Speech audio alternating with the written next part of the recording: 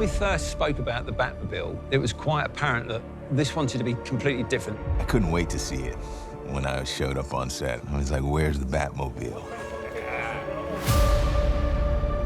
The basic talking points were relentless force, raw power mounted in this frame.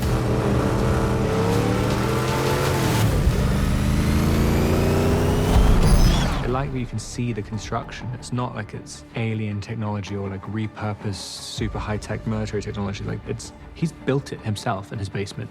We really believed that Bruce Wayne / Batman alone, developing and building that car from scratch, and we thought that as an idea was a cool idea. The look of the Batmobile hopefully reflects that he couldn't care less about his wealth and the Wayne Industries at this point, and that he's doing it all himself.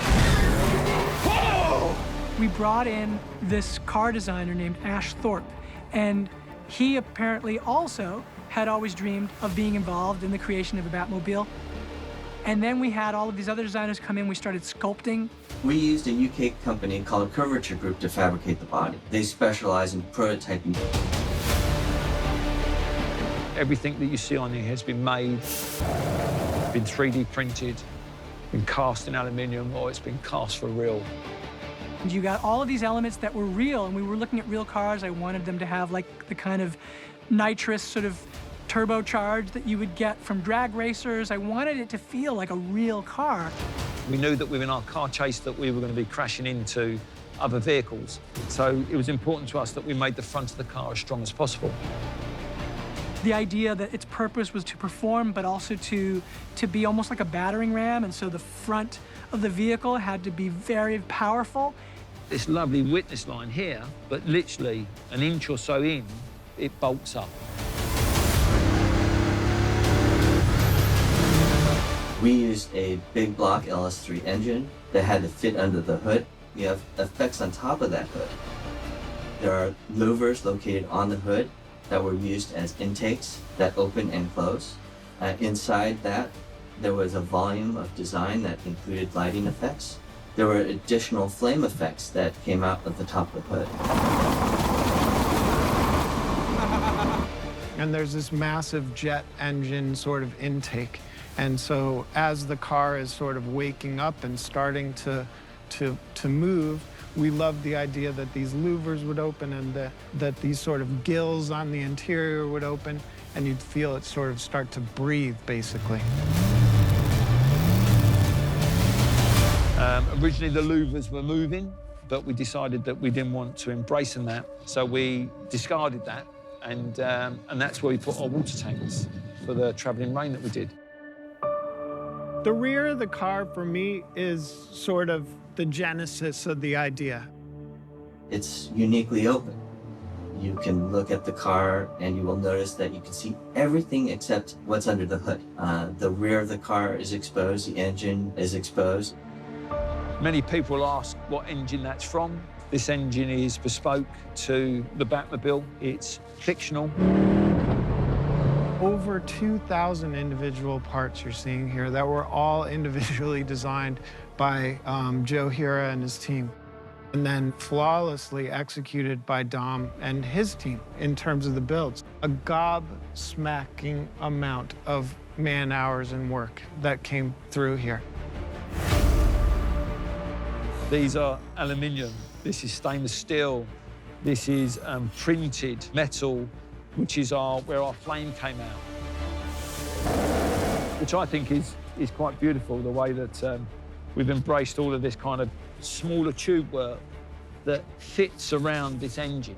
Ash started doing these iterations that got us very excited. You got the sense of those wings that were almost like the Futura in the back, and then you got this Challenger sense. Finding a way of letting Bruce reveal his character and sort of the intimidation factor of sort of recognizing, like, oh my God, that's Batman.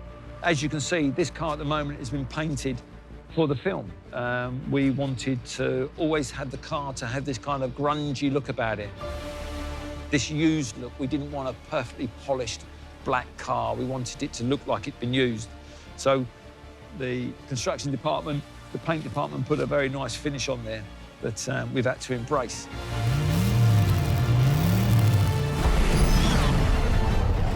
There was a day when they drove the car and put it on the back lot, which was under the L, which is outside the Iceberg Lounge.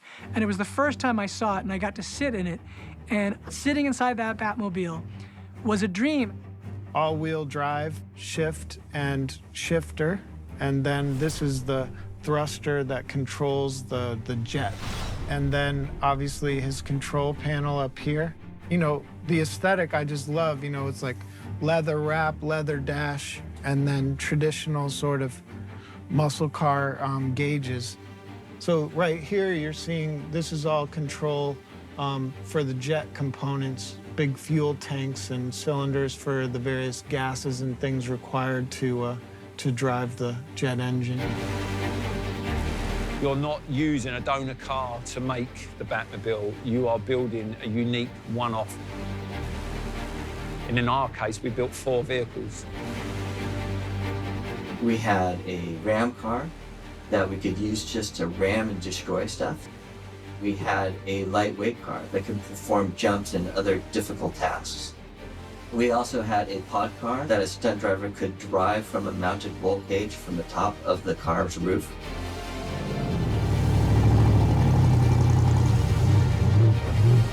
Our hero car was an electric car. It's quiet and it can move around without making noise. This was like engineering an entire other car. You had to modify a roll cage, you could accommodate for electric motors. You're not just adding an electric motor, you're actually adding an entire electric control system that has to fit under the hood. We built 1 electric car, then we built 3 petrol cars. The trick is that they all look the same. Well, I wish everyone could hear the combustion engine, you know? I mean, there's nothing like hearing that V8 roar.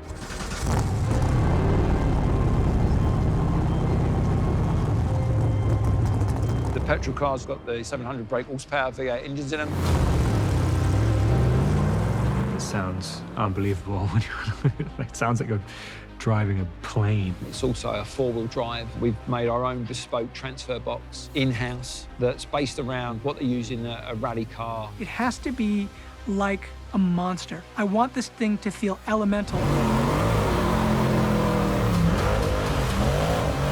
You can transfer all the power to either the front wheels or the rear wheels or both wheels, all at the push of a button. And that's something that we've used in the past. And from previous experiences, we know that the stunt drivers love that, because what they can do is they can set the car up and then they've got immediate power where they want it.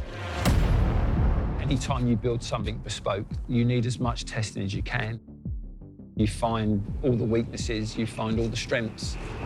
And part of that testing is that we get to a situation where the stunt department can actually find some really cool stuff that they can do. And by testing, we can say, well, can we add that into the sequence? Starting to push the Batmobile and to its limits so we can see where the limits are. But this is what we're here testing to do, to iron out all these problems, get the suspension right, get all the mounts right. We've had a few things bend, which is what things are designed to do. But if we can do as much as we can for real, that's what we're aiming for.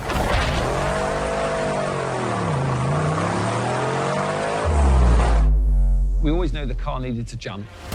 That was part of our design remit when we designed the rear suspension of the car, is that we knew that we needed a lot of suspension travel. So what we did is we put it in 2 modes. So we had like the general driving mode, and then we had the jump mode. We designated one vehicle for the jump. That vehicle had longer suspension on it, it had different tyres. So the one joy of building the Batmobile is you get a chance to drive it away.